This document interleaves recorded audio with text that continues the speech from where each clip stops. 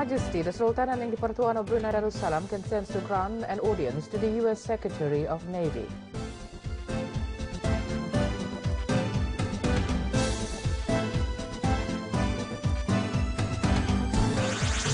His Majesty consents to bestow state decorations and honorary medals to the management and under-21 players of the Hassanal Bolkiah Trophy for ASEAN Youth Football Tournament 2012.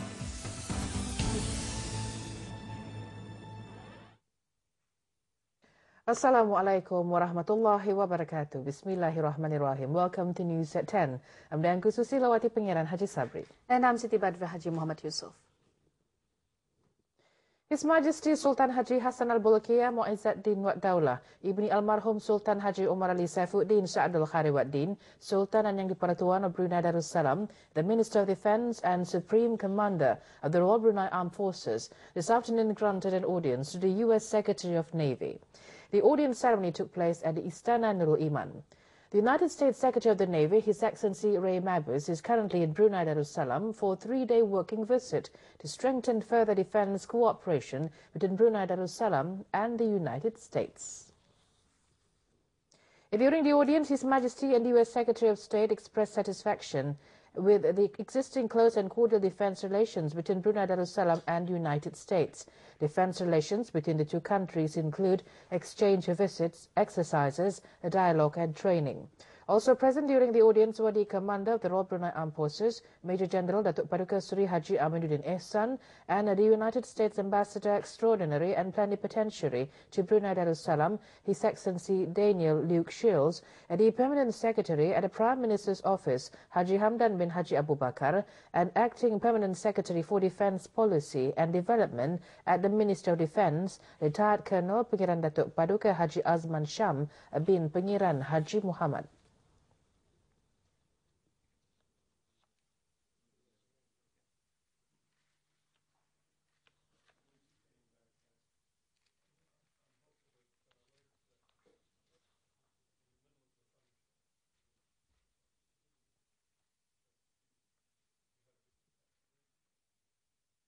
His Majesty Sultan Haji Hassanal Bolkiah Mu'izzuddin Wad Daulah, the Sultan and Yang di-Pertuan of Brunei Darussalam, consented to bestow state decorations and honorary medals to the management and the under-21 players of the Hassanal Bolkiah Trophy for ASEAN Youth Football Tournament 2012. The bestowment ceremony took place at Istana Nurul Iman this afternoon. His Majesty consented to bestow the state decoration PSB Darjah Setia Negara Brunei Yang Amat Bahagia Darjah Keempat or the Most Blessed Order of Setia Negara Brunei 4th class to 5 management officers, and 24 people received the honorary medal PJK, Pingat Jasa Kebaktian or Meritorious Service Medal, comprising the management officers and the players of the Brunei Darussalam under-21 youth football team.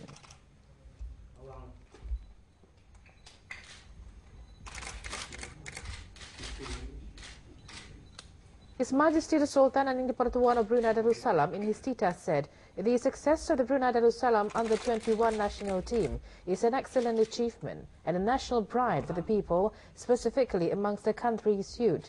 His Majesty is confident that the success of the under-21 national team demanded a high commitment and discipline at all levels and will act as a stimulus towards improving sports excellence in Brunei Darussalam.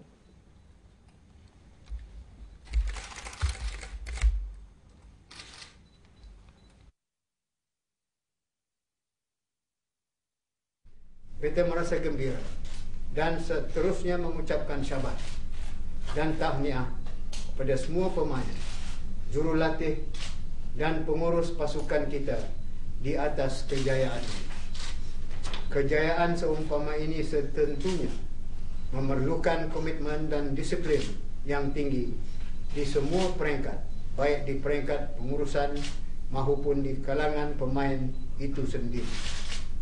PT berharap kejayaan yang dicapai ini akan menjadi pendorong dan seterusnya menyuntik semangat ke arah mengangkat kecemerlangan sukan di negara Brunei Darussalam, lebih-lebih lagi untuk menjadikan Piala Hassanal Bolkiah sebagai platform untuk memajukan kecemerlangan bola sepak di rantau Asia Tenggara. His Majesty in his Tita expressed his desire to see the players representing Brunei Darussalam in the Hassanal Bolkiah Trophy become the foundation for the formation of the national football team under the supervision of the Minister of Culture, Youth and Sports. Ke arah ini adalah diharapkan Kementerian Kebudayaan Belia dan Sukan akan merancang skim dan program penggalak yang bersesuaian bagi mempersiapkan pasukan bola sepak kebangsaan ini di kejohanan-kejohanan yang lebih mencabar. Present at the ceremony were His Royal Highness Prince Haji Al-Muhtadi Billah, the Crown Prince, and Senior Minister at the Prime Minister's Office, and His Royal Highness Prince Haji Sufri Bolkiah, the President of the Brunei Darussalam National Olympic Council, and Honorary President of the National Football Association of Brunei Darussalam. Also present was the Minister of Culture, Youth and Sports, Yang Berhormat Pihin Orang Kaya Pekerma Laila Diraja, Datuk Seri Setia Awang Haji Hazair, and the Permanent Secretary at the Ministry of Culture, Youth and Sports, Datuk Paduka Awang Haji Muhammad Hamid, and the President of the National Football Association of Brunei Darussalam, Datuk Paduka Haji Abdul Rahman bin Haji Muhyiddin. The Brunei Darussalam Under-21 youth football team became the champions for the first time since the Hassanal Bolkiah Trophy for ASEAN Youth was first held in 2002.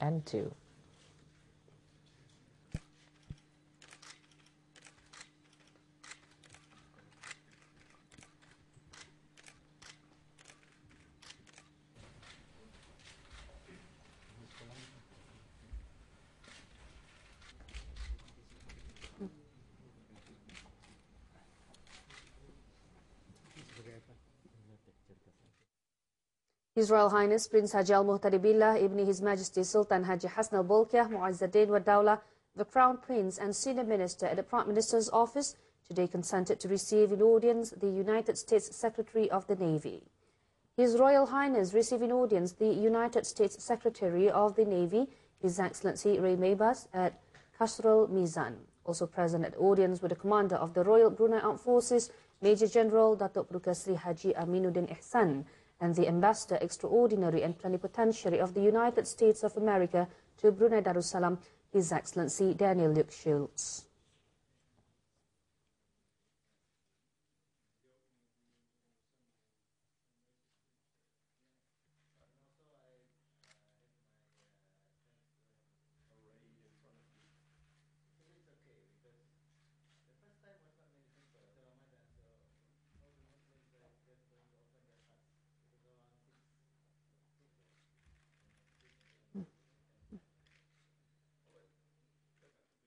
$1.26 billion is allocated to 232 infrastructural projects under the 9 National Development Plan. Details after this excerpt of His Majesty's Tita.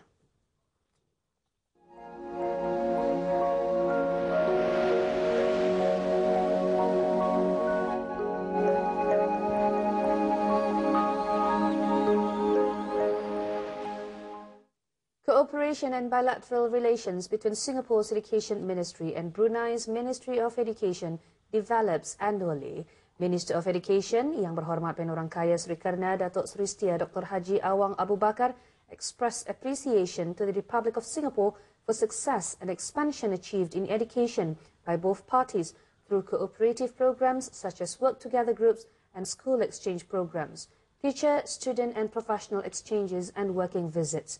The programs have produced quality, skilled students and teachers. The Minister of Education outlined this during a courtesy call to the Prime Minister of Singapore, His Excellency Lee Hsien Loong, at Istana Singapura this morning. Yang Berhormat Pihin is in Singapore as a special guest of the LKYEF 2012 Lee Kuan Yew Exchange Fellowship Program. Yang Berhormat Pihin said that the program provides the opportunity to learn about Singapore's success in the field of education, including the development and expansion of technical education. The LKYEF program includes visits to numerous educational institutions. At NUS High School, Yang Berhormat Pihin met with 6 out of the 17 government scholarship students who study at the school. Meanwhile, at the National Institute of Education, NIE, the Minister of Education met with 3 school leaders who are taking a 6-month school leadership course. Contractors and consultants are reminded to ensure the construction materials and products supplied and used are according to the specifications required. Any doubts should be reported to the relevant parties without any compromise, if only to save building costs. All contractors and consultants are also reminded to give priority to safety aspects, not only for the workers but also for the public. This was stressed upon by the Minister of Development at the contract signing ceremony for projects under the Public Works Department, Ministry of Development. The projects will give a big impact to the residents of Brunei Darussalam, specifically for the Brunei Muara and Tutong districts, especially in improving the life quality and national development in line with the National Vision 2035. The function took place at the Ministry of Development this afternoon. Yang Berhormat Pimpinan Orang Kaya Indra Pahlawan, Datuk Seri Setia Awang Haji Suyoy, in his speech underscored that in the 9th National Development Plan, NDP, there are 232 infrastructural projects under the Public Works Department, of which the overall allocation is $1.26 billion. Yang Berhormat Pimpinan also touched on several plans for the expansion of the water supply system, which is currently in the works in order to fulfill the nation's future demands. According to studies conducted by the Department of Water Services, the water supply demand for Brunei Muara district in 2015 will reach 362 million litres per day and 421 million litres per day for 2020. To fulfill the demand, new pipes will need to be built from the Bukit Barun water treatment plant, which will be piped through Jalan Tanjung Maya, and from the coastal highway towards Jerudong and Brakas Link Road, ending at the Trunjing Dam Terminal.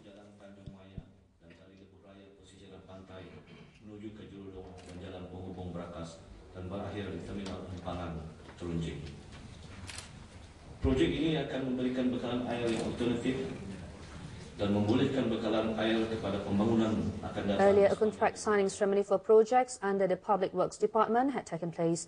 The projects are namely design projects, standards for supplying and installing new main water pipelines from Bukit Barun to the Brunei Muara district, the third phase stabilization of Sungai Tutong Estuary project, the sewerage scheme at Kampung Pandan Utara project, and the maintenance of protection works of the Pelumpong Speed Beach at Pelumpong, Muara.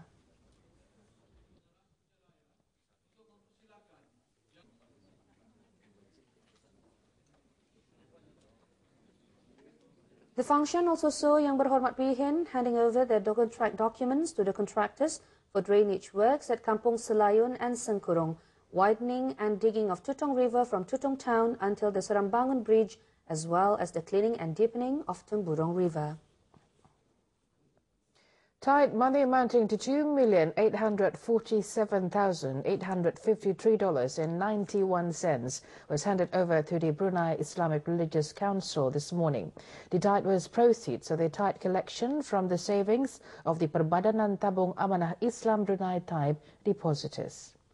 The tide was handed over by the Minister of Communications, Yang Berhormat Pimpinan Orang Kaya Hamzah Pahlawan, Datuk Seri Setia Awang Haji Abdullah, as the Chairman of the Thai Board of Directors, to the Minister of Religious Affairs, Yang Berhormat Pimpinan Datuk Seri Setia Dr. Haji Muhammad, as the President of the Brunei Islamic Religious Council. The Brunei Islamic Religious Council is the highest Islamic religious body in the country with the authority to manage and conduct collection and distribution of tithe money. Last year, the Brunei Islamic Religious Council collected tithe from assets of $11,975,385.98. The Bangladesh High Commission in Brunei Darussalam held a reception to mark the 42nd anniversary of the Independence and National Day of the People's Republic of Bangladesh. The function took place last night at the International Convention Centre in Barakas.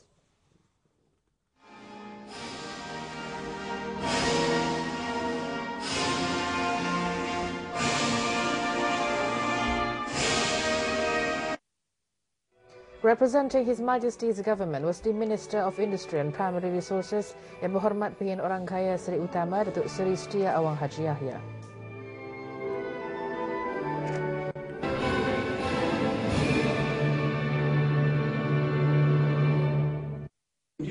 The High Commissioner of the People's Republic of Bangladesh, His Excellency M. Shamim Ahsan, in his address emphasized on the common ties of history, religion and culture between the people of Brunei Darussalam and Bangladesh, as well as the existing good relations that could be further expanded to all areas of cooperation.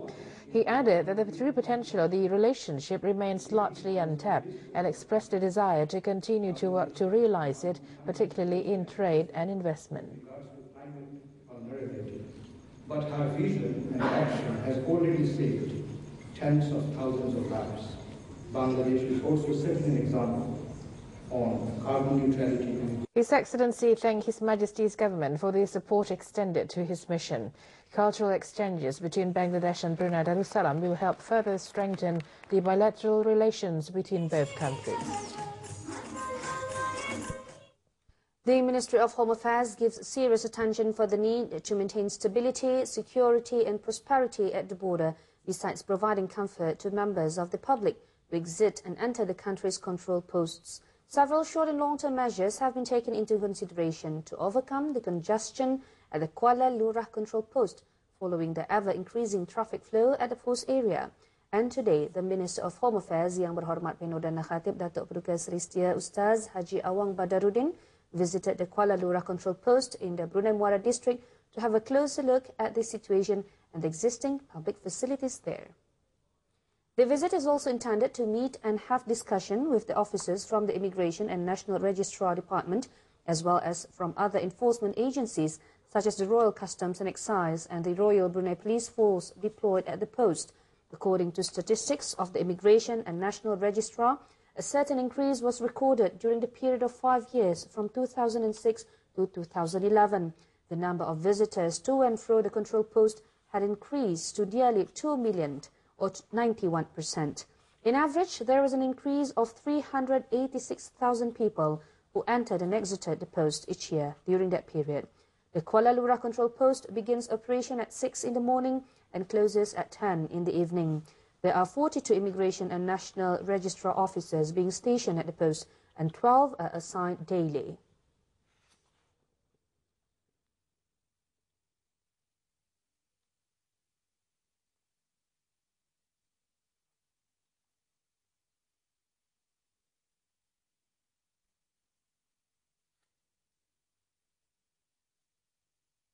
The Kuala Lurah control post was built in 1989 under temporary building. It is located side by side with the Tedungan control post of the Limbang district, Sarawak. Both control posts had experienced drastic and continuous flow of traffic and visitors, especially in recent few years, which is about 900,000 or 28% during the period of 2010 and 2011.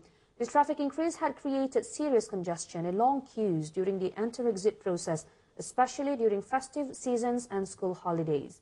Also present, the Deputy Minister of Home Affairs Yang Dimuliakan Perhindatu Laila Raja, Retired Major General Datuk Paduka Seri Haji Awang Halbi bin Haji Muhammad Yusof. The Ministry of Education through SPN 21 has made provisions for several major educational changes to realize the Ministry of Education's vision and mission, as well as to fulfill its strategic themes. Among the rationale for the change is to raise student achievement in English language as a core subject, where to achieve Brunei Vision 2035, where Brunei Darussalam will be recognized as an accomplished nation with well-educated and highly skilled people. This was said by the Acting Minister of Education, Datuk Seri Setia Haji Awang Yusof, at the opening ceremony of Brunei English Language Teachers Association, BELTA, 4th International Conference 2012 this afternoon.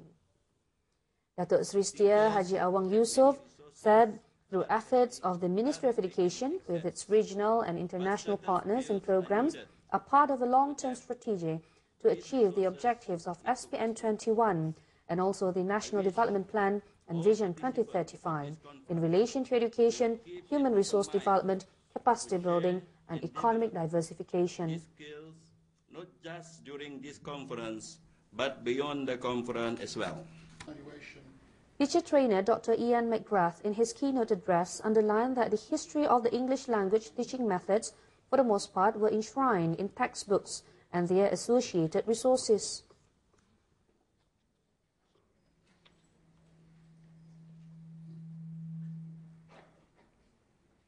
The 3-day conference carries the theme Effective Resources, Successful Learning was selected to support the numerous changes evolving in education today. The conference will help teachers and educators to tackle the changes in their mission to create an effective and efficient English language learning experience.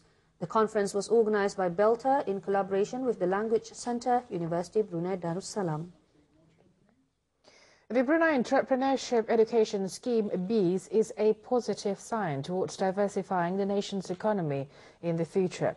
The program will act as a catalyst that can change the attitude, mindset and action of students to be more mature by showing in-depth interest in business and entrepreneurship that is hoped to make an impact on Brunei's future economic and revenue resource. This was stressed upon by the Acting Minister of Education at the launch of the Brunei Entrepreneurship Education Scheme BEES official website. Datuk Seri Setia Haji Awang Yusof in his speech said young entrepreneurs who are knowledgeable and confident should be ready to explore business and entrepreneurial fields that are more challenging and diverse. The nostalgic stories of the Pengalus and Padians, who are the country's heritage and who once dominated the local entrepreneurial and business fields in the olden days, reflect the determination of the Bruneian people in the field of business. The stories also show that business and entrepreneurship are not unknown in Brunei Darussalam since the olden days. Dr. Seri Setia said that although currently the country is focused solely on oil and gas as economic resources, we as the people should be prepared to explore new economic resources that can be achieved in the coming years with preparedness in facing any challenges and opportunities that will come. As of today, we should all have a resolution to take committed steps to implement the organized plans towards objectives stated. The scheme places focus on the study of the business and entrepreneurial field by observing real-life experiences of conducting business managed throughout the school term. Mengambil langkah berani, beriltizam, melaksanakan perancangan yang telah diatur menuju ke arah matlamat yang dicita-citakan. Skim ini memberi tumpuan kepada pembelajaran dunia perdagangan dan perusahaan dengan memerhati pengalaman kehidupan sebenar dalam menjalankan perniagaan yang akan diurus sepanjang penggal persekolahan. The program is an added value to the resources as well as teaching and learning structure prepared by the Ministry of Education in efforts to ensure the country's rakyat and residents are knowledgeable and highly skilled to fulfill the desires and requirements of Brunei Darussalam towards realizing the Brunei Vision 2035. 17 schools from throughout the country are taking part in the BEES program involving 400 students. The scheme's website address is www.beesprogram.com. The BEES program is an initiative of Brunei Shell Petroleum BSP in collaboration with the Ministry of Education and University of Brunei Darussalam, as well as LiveWire as a training center.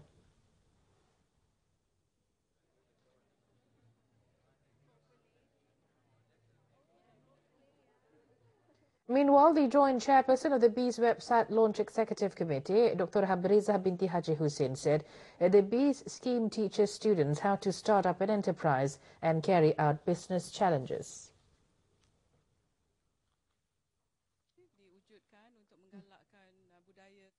Meanwhile, the commander of the Royal Brunei Armed Forces, Major General Datuk Paduka Sri Haji Aminuddin Ehsan, this morning received a courtesy call from the United States Secretary of the Navy, His Excellency Ray Mabus. The meeting was held at the Ministry of Defence in Barakas. Also present was the United States Ambassador, Extraordinary and Plenipotentiary to Brunei Darussalam, His Excellency Daniel Luke Shields. His Excellency Ray Mabus is in the country for a 3-day visit aimed to strengthen ties in defence of both countries. A foundation course in sign language organised by the Community Development Department, Ministry of Culture, Youth and Sports, Special Education Unit and DST Brunei came to a close today with the certificate presentations to participants at a hotel in Jerudong. Present was the Permanent Secretary at the Ministry of Culture, Youth and Sports, Awang Haji Muhammad Rozan bin Datuk Paduka Haji Muhammad Yunus. 38 people took part in the 3-day course. It aimed to raise awareness, promote understanding on the hearing impaired in the country within government agencies and the private sector. The course taught sign language and communication methods.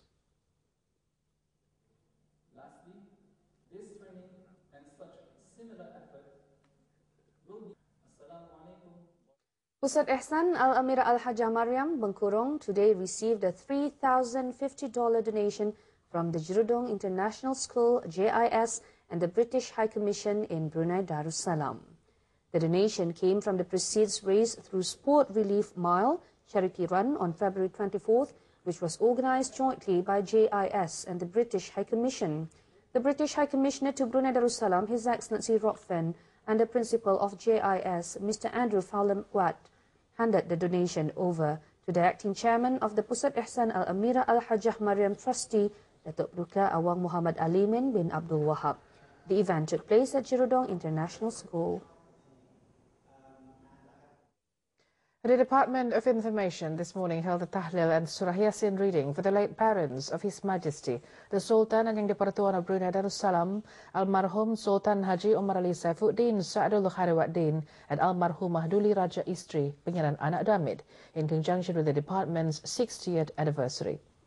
About 50 Information Department officers and staff from all 4 districts were led by the Director of Information, Dr. Haji Muhammad Hadi bin Muhammad Melayung. The function began with a mass recitation of Surah Al-Fatihah. The tahlil was led by Pengiran Haji Al-Zahari bin Pengiran Adi. The function took place at the Royal Mausoleum at Jalan Kubah, Makam Diraja.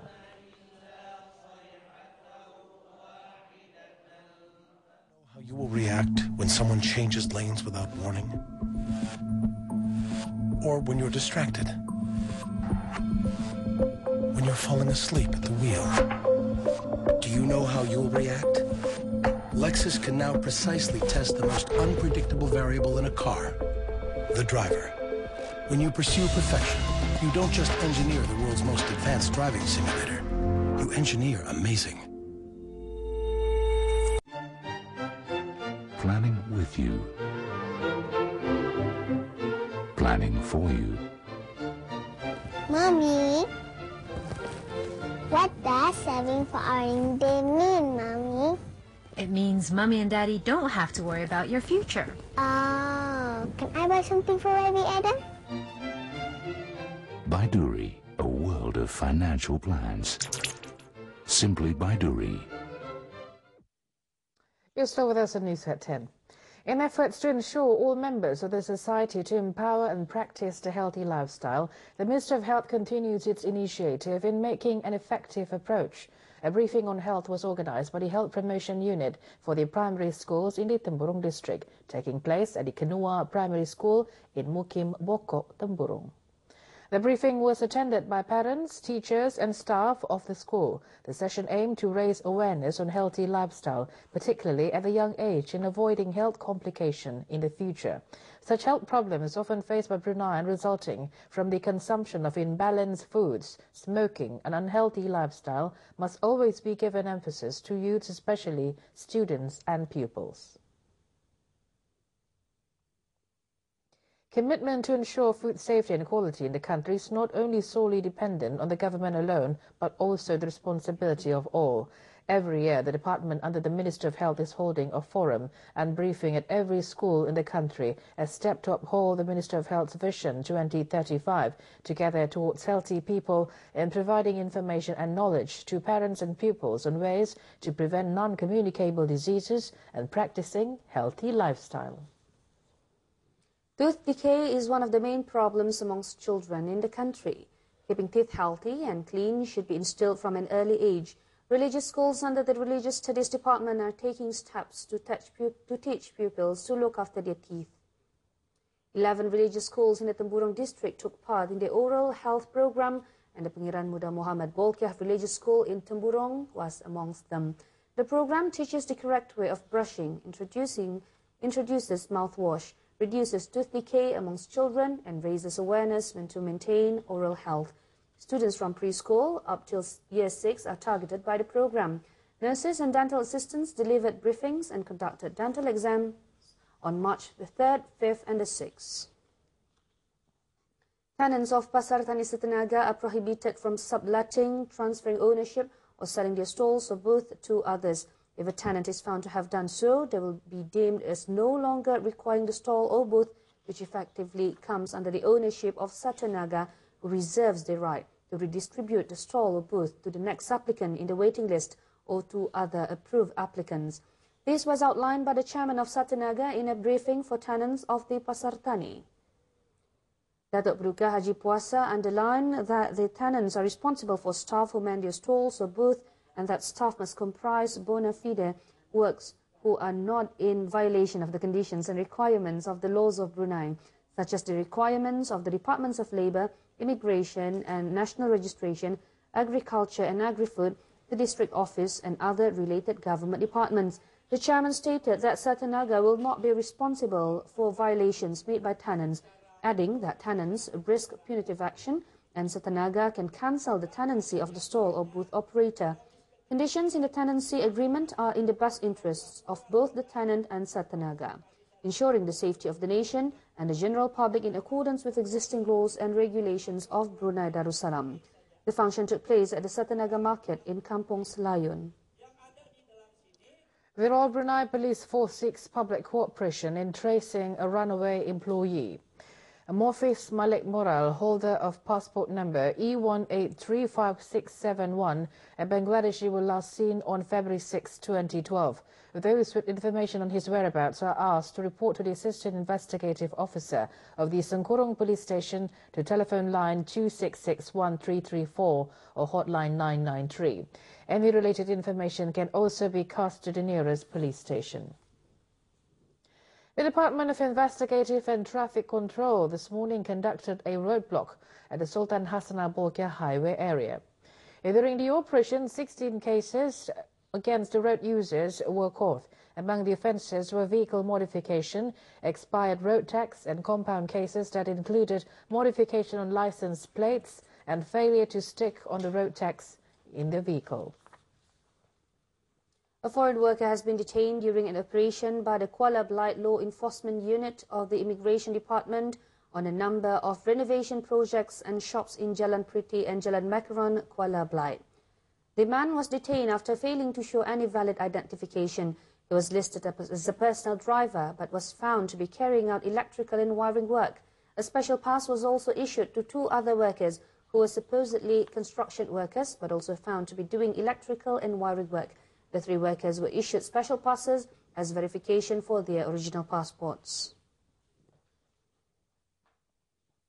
Russian Foreign Minister Sergei Lavrov criticizes Western and Arab countries for their support in arming the Syrian opposition. And the U.S. Secretary of State Hillary Clinton says it's time to find a diplomatic resolution with Iran over its nuclear program is not infinite, while Kosovo Prime Minister Hashim Thaçi states the United States and European Union are staying engaged in the Balkans. Stay with us for details and the rest of the world news.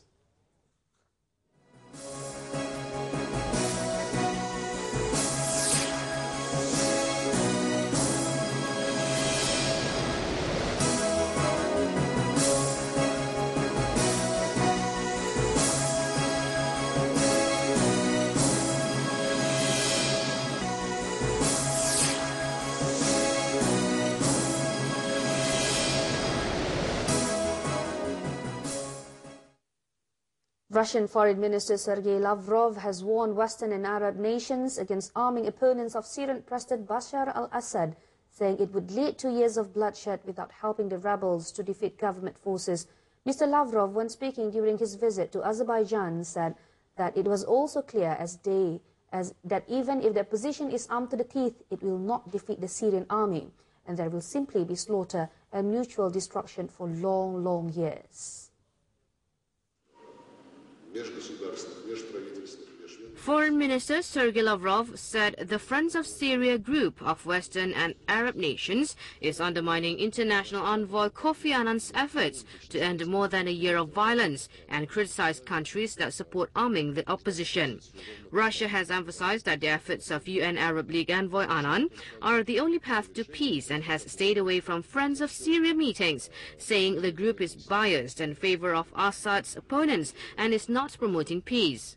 Western and Arab nations said after a Friends of Syria meeting on Sunday, April 1st in Istanbul, that the group would consider further measures with a view to the protection of the Syrian people. Russia has joined China in vetoing UN Security Council resolutions condemning Assad's government for the violence and says foreign calls for his exit are unacceptable, but backed a council statement last month supporting Annan's proposal. Lavrov said representatives of the Syrian opposition would visit Moscow soon, and Itartas cited an unnamed diplomat in the Russian capital as saying Syria's foreign minister would visit on April 10th. U.S. Secretary of State Hillary Clinton has said that the time for diplomacy with Iran is not infinite and that all options remain on the table. The United States will continue to support Kosovo and work with the European Union to resolve the outstanding issues that exist between Kosovo and Serbia.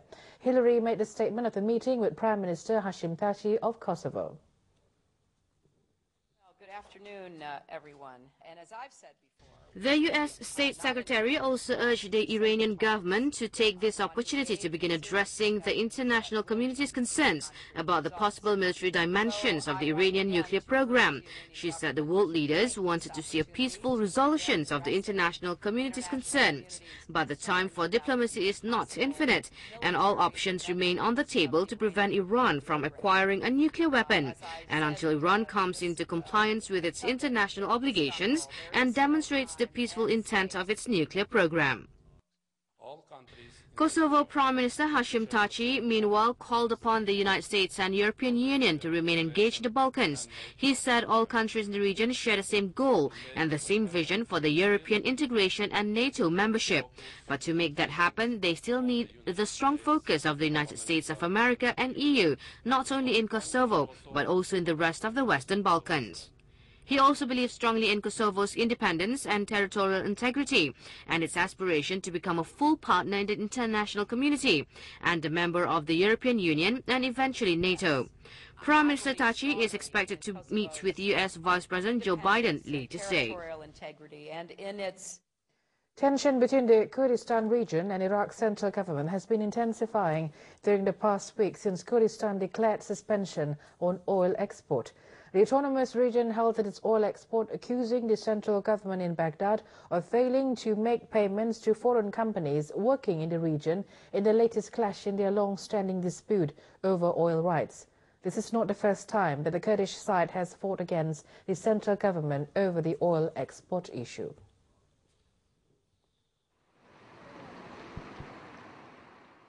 Iraqi Deputy Prime Minister for Energy Hussein al-Shahristani and Minister of Oil Abdul Karim al-Nuaibi condemned its actions at a press conference held the next day, saying the autonomous region's actions were cursory and irresponsible.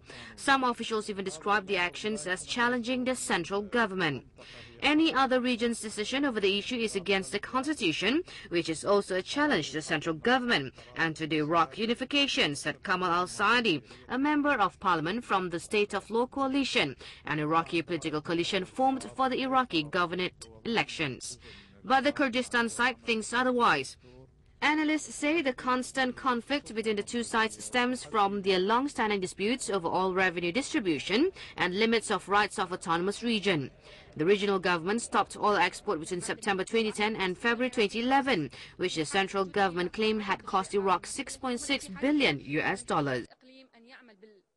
In Lima, around 3,500 workers from Doi Bran, Peru, blocked a major highway to demand the reopening of the company's sprawling smelter, which was shuttered nearly 3 years ago because of billions of dollars in unpaid bills and a stalled environmental cleanup plan. Riot police used tear gas to break up the demonstrators, who responded by throwing rocks. The Doran Peru, a subsidiary company of US-based Renco, which was once the 6th biggest metals exporter in Peru, has paid the workers partial salaries since the shutdown, but many say they are ready to get back to work. Large passenger buses carrying hundreds of travelers were among the stranded vehicles, unable to pass the roadblock. The government and the mining company have not agreed on a restricting plan to reopen the smelter. During his campaign, President Ollanta Humala pledged to ensure the smelter would be reopened. The government also wants the company to complete the environmental cleanup plan. Fighters from the town of Zuwara in western Libya battled with their neighbors from the nearby settlements of Al Jumal and Regdalin. After 4 days of fighting between the rival communities around Zuwara, at least 16 people on both sides have been killed and hundreds wounded. Around Zawara, a town on the Mediterranean coast about 120 kilometers west of the Libyan capital Tripoli, plumes of smoke rose up from where munitions struck the earth. Heavier weapons were being used too, including 106mm anti-tank guns and anti-aircraft guns that have been adapted to fire at targets on the ground. The violence has its roots in last year's rebellion against Gaddafi, which in Zawara, as in many other parts of the country, set one neighbor against another. However, there was no hard evidence that the fight was over support for Gaddafi. Often when local conflicts have flared up in Libya since the revolt, one side describes the opponents as Gaddafi loyalists to discredit them. The violence has exposed how volatile Libya remains 6 months after revolt last year ended Muammar Gaddafi's rule, and how the National Transitional Council (NTC), the interim leadership, is struggling to impose its authority. And now a quick look at the weather forecast for Brunei for tonight and tomorrow, followed by the local time charts.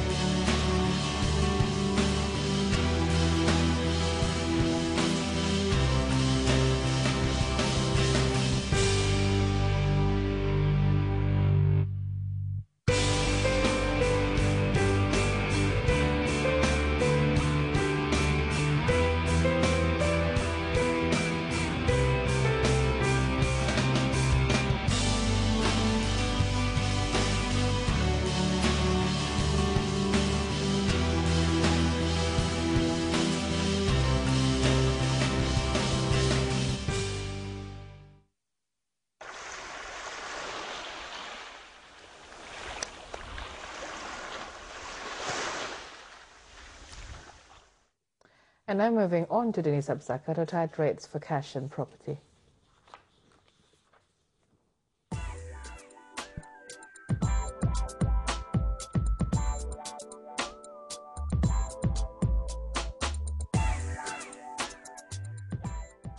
Foreign exchange segment is brought to you by HSBC.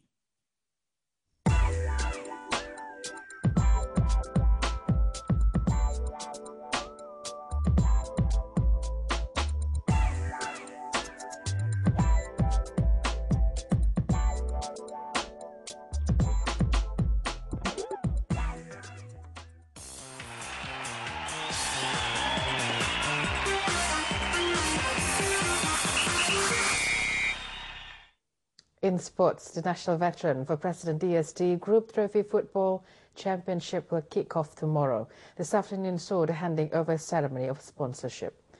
The sponsorship was handed over by DST Relations Officer Haji Marsad Haji Ismail to the Deputy President of the Veteran Football Association, Awang Haji Ahmad Haji Mohin, who is chairman of the championship.